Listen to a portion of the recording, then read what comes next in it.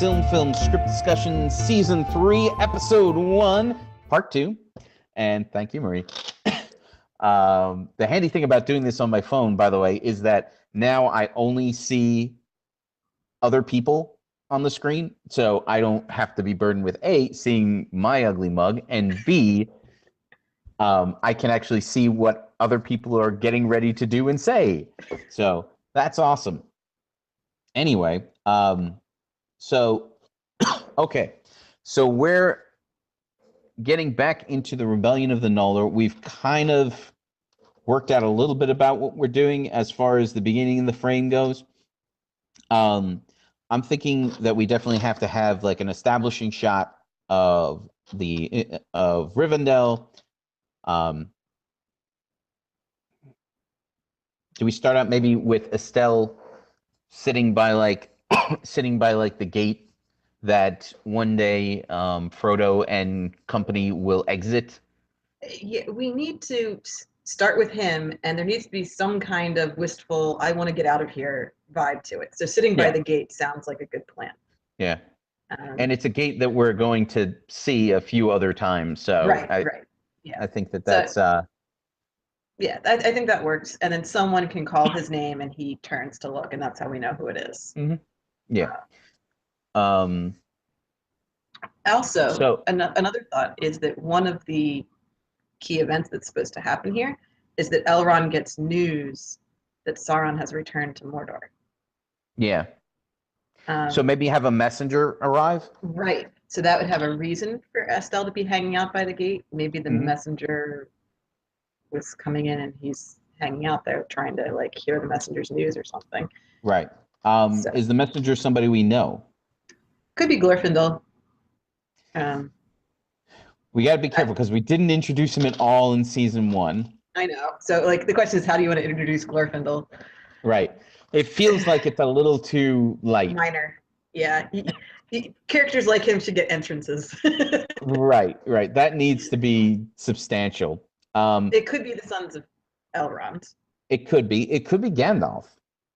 Because he's going to be in the season. Yeah. With the helping in the Shire. Right. But I kind of want to keep him in Estelle's periphery because in the timeline, Aragorn doesn't meet him until much later, which if you're a kid, you don't really always notice adults if they don't talk to you specifically. Right. If there was no interaction between the two characters, then they didn't meet, even if they were both at the same place at the same time. Right. I've definitely met people who didn't know they met me. Right. Yeah. It happens all the time. Like I have a very good memory for faces, so it happens quite frequently that I have an interaction with somebody and then I have to try to figure out, do I actually know this person or have I just seen them around, which is an extremely irritating situation to be in. It happens to me a lot when I go back to my hometown after a while and it's like, do I actually know you or have I just seen your face like 47 times? Yeah, do you just look familiar? Yeah. So there's that. I'm trying to think of who else it could be. It could be somebody who's human. One of the Dunedain. Yeah. So we could introduce them right off the bat too. We could. That might be a helpful thing to do. The problem is they would not have the news that Sauron has arisen in Mordor. They would be coming to Elrond to find out stuff like that. That's true. Which is okay. Elrond could be the one who has the news, and we just don't know where he heard it from. I mean, Elrond, he hears things. Right. So it could be the Dunedain are checking in with Rivendell, and Estelle is hanging out to see them. My father really wants it to be Glorfindel, by the way. Glorfindel is an awesome character, and we don't get to see enough of him. And the fact that he lives in Rivendell, and this is our second season where we're having a frame in Rivendell, and we're not using Glorfindel.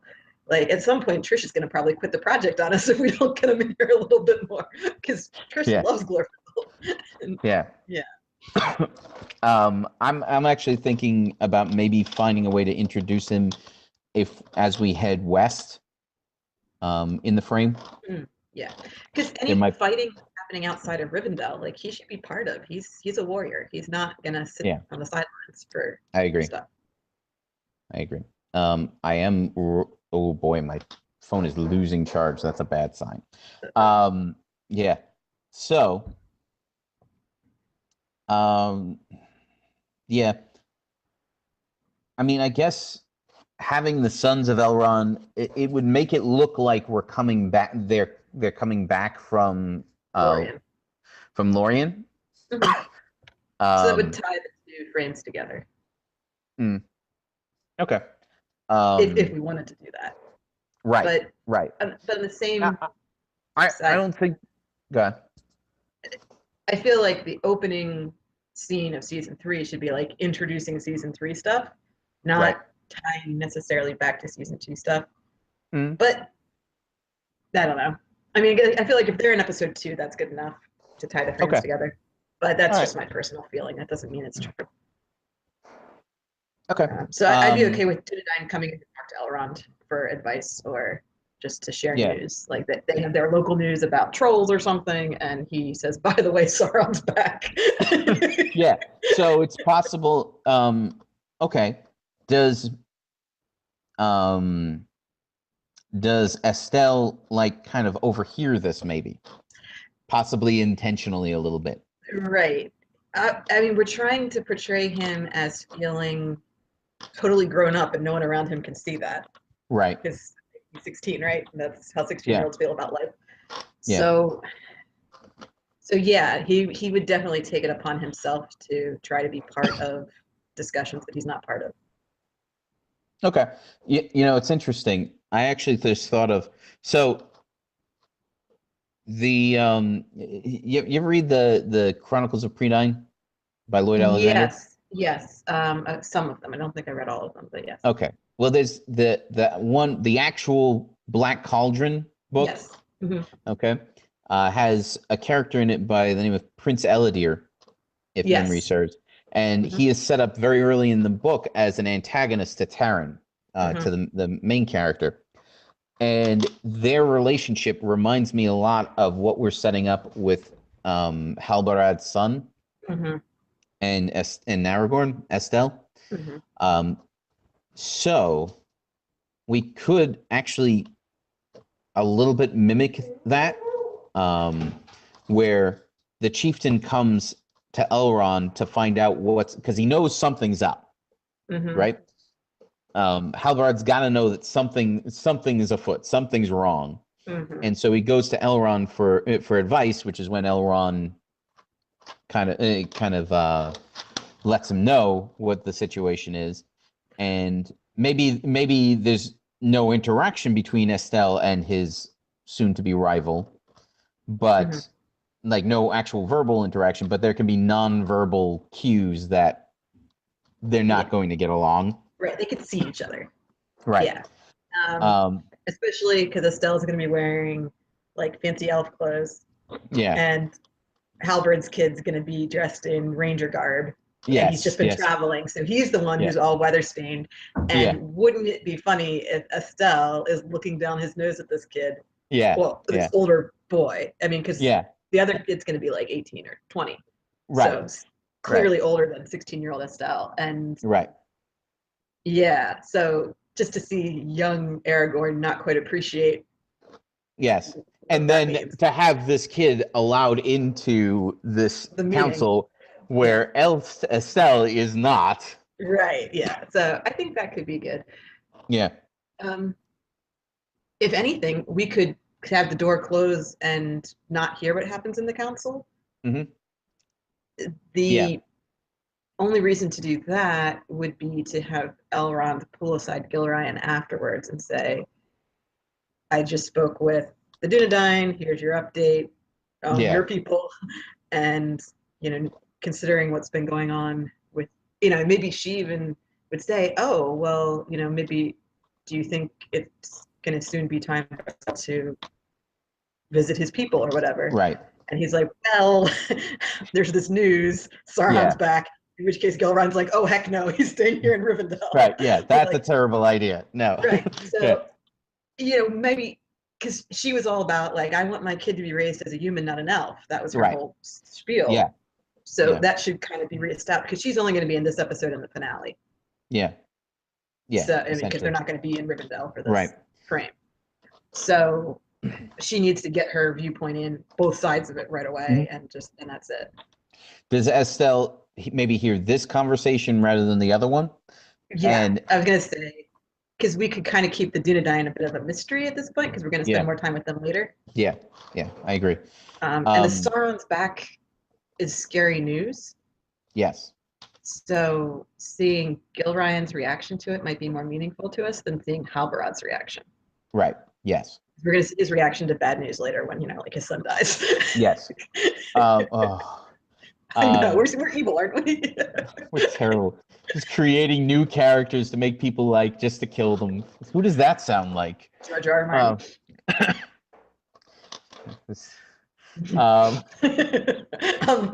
It does. Anyway, so yeah, I think that's a good way to start us off. Do we have? Maybe we don't even have Estelle even ask to go, because he has all these people talking about what he should do without consulting him, without talking to him about it. As far as they're concerned, he's still a child. Right. And that's part of he's like, forget this, I'm out. Yeah. It would save us on having more screen time in the frame that we don't really need. Right. Because we're going to get there anyway. And B, it shows Estelle's independent streak. You know? So in this opening scene, we need Estelle by the gate, Halbrand and son coming in. Secret meeting with Elrond, which we may or may not show. Yeah. Well, we could have Estelle be the one who takes them to Elrond and have Elrond tell him to wait outside. Right. Yeah, shut the door. Yeah. Which is just gonna, like, that would aggravate any teenage boy, like, especially if somebody that is clearly a kid like them, he can go in. Why can't I be a part of this? Right. That makes no sense, right? Yeah. So I think does this teaser scene end with the door closing, or do we also include the Elrond Gilrine conversation? I think we kind of do need to include the Elrond Gilrine conversation so that the here. news is attached to everything we just saw. Right. Yeah. The teaser is the lead up to Elrond going into the room, right? That's the teaser. Yeah. Act 1 begins with this conversation between Gilrine and Elrond. Yes. And Estelle overhearing that. So okay, that's all good. I'm happy with that. Okay. We do need to come up with a good entrance for Glorfindel, though. I mean, like, he needs to just like ride in and kill a bunch of wolves or something. I don't know. Yes, absolutely. So yeah, all right, cool. So let's get into the main story itself. It would be interesting if we go from a conversation about Sauron returning to Sauron reacting to Melkor's return. Yes, I think that transition would be interesting. Yeah.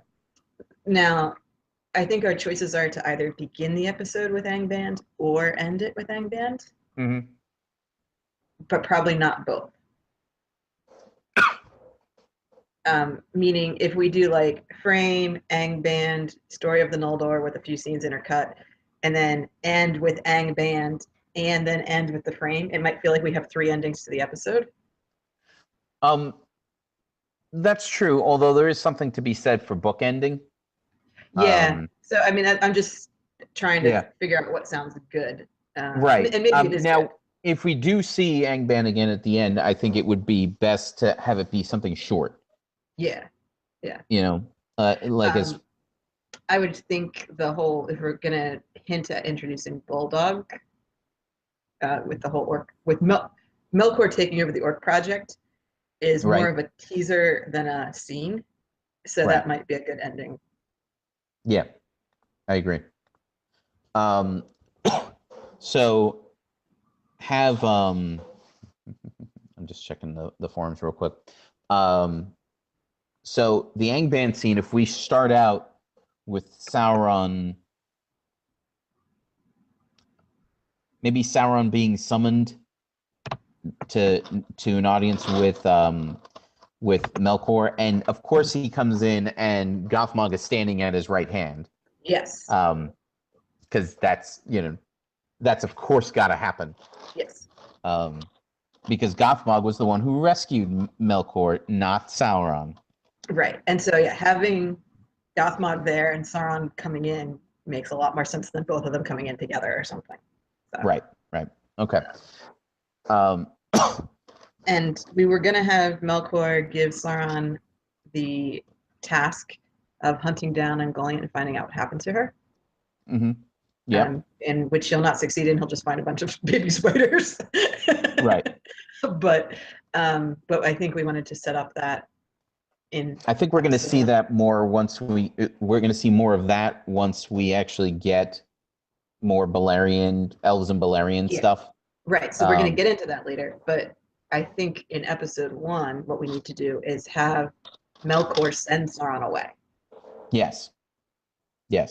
So whether or not it's revealed that he's to hunt down Ungoliant, or if it's just hinted that that's what his task is, we do need to see him sent away in this episode, I think.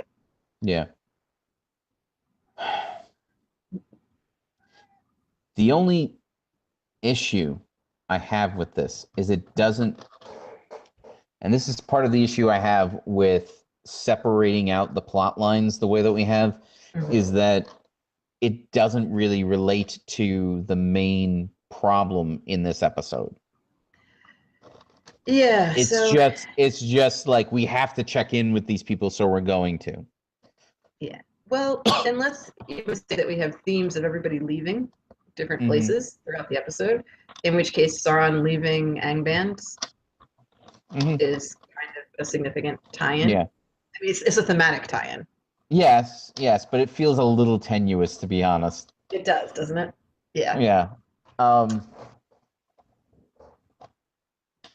again, when you have multiple storylines, you sometimes have to go with tenuous connections to make it all fit.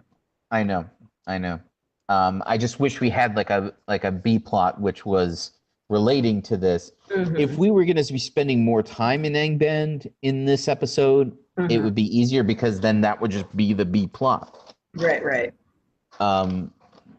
Which I don't know how. I don't know how this episode. I think that we kind of have to do that. We can give more time to Angband if we need to. Yeah. I didn't want to go too far because Angband's going to show up in most of the episodes. The Balerion episodes will have an Angband storyline, and the Noldor episodes will have an Angband storyline. So, well, what we can do is use this episode to kind of set up the battle lines in Angband again. Okay, so in the very first scene, we don't need to send Sauron away right away, then, you're saying? Yeah. Okay, so in the very first scene, what would we want to accomplish? Okay, so what I'd like to see there is we want to see a discussion concerning, maybe we have a discussion concerning the Orc project, and how Sauron's been working on it, and he's very proud of what he's done, but it's not really what Melkor had in mind. Yeah, and that should be very clear, that as Sauron is showing off his good work and being like, and see, I've convinced these people that they should worship you as you deserve, like, doing my best here. And you can see the look on Melkor's face is like, what good is that to me? Yeah. Why would I need their worship? Yeah. Which you have to be a little careful with, because clearly that's 100% of what Gothmog is to Melkor. Yes, but he's also useful. But he's useful. And that's, the utilitarian side of this has to come into play. And that's where we see Melkor. Yeah, and I don't want Melkor to be like putting him down necessarily. I think that he should. He just looks at it. Clearly, he wants something different. He's looking at this going, that's not what I wanted. Yeah. So, as anyone who's ever turned in something to a manager knows, like, see, I did what you told me, and it's like, that's really not at all what I had in mind. That's not what I was thinking. Yeah. It's like, aw. Yeah. So, especially considering like how much respect Sauron obviously has for Melkor as well. Yes. Um, and that's going to be Sauron's story throughout the next 5 seasons. Is going to be Sauron discovering that Morgoth is not who he thought he was. Right. Or maybe he's exactly who he thought he was, but he doesn't want what Sauron wants. Right. Well, Sauron is kind of becoming his own type of evil over this season, essentially. Right. Yeah. And just the whole attraction to power is important to Sauron, and so he's still clearly recognizing that Melkor's got more power than anybody. So he still has that, you're the guy, you should be in charge, you've got all the power attitude, but he doesn't like the choices that Morgoth's going to start making. It's not the way he would do it, is it? Right, exactly. Yeah. So there's starting to be a difference of creative differences. and Melkor is feeling the same way. Like Sauron is extremely useful, he's very clever, he's very talented, but he doesn't always do exactly what I need him to do, whereas Gothmog will just do what I tell him to do. Right. Like, as long as I give Gothmog specific instructions, what I want done, it will just get done. Yes. All right, let's take a break real quick. If you're watching us live, we'll be back in a minute. If you're watching us in the future, definitely like and share the videos if you like and want to share them. If you haven't yet, definitely subscribe so that this doesn't have to look like this. And check out the links below. We've got a lot of information there about Signum and Mythgard and the SilmFilm project itself. So check it all out, and we'll see you in a little bit.